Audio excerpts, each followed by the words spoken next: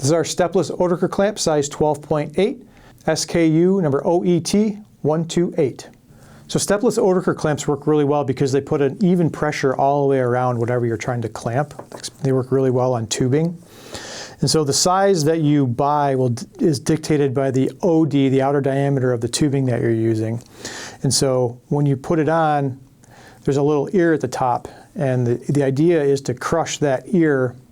And when you crush that ear, it pulls the clamp all the way around the tubing and creates a nice tight seal. Now there's a couple different ways that you can do that.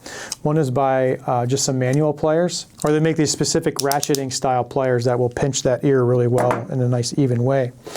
The good thing about Oetiker clamps is they work really well for tubing. The downside is they're kind of semi-permanent, and so the only way to get them off is to use your pliers to either cut through the ear, or there's another way that there's a tab all the way around the clamp here. What you got to do is get a piece of metal, whether it's like your pliers or a screwdriver or something, underneath that tab, and basically you're just going to peel back that tab, and the clamp will come off. So they're not permanent, but they take some effort to take off.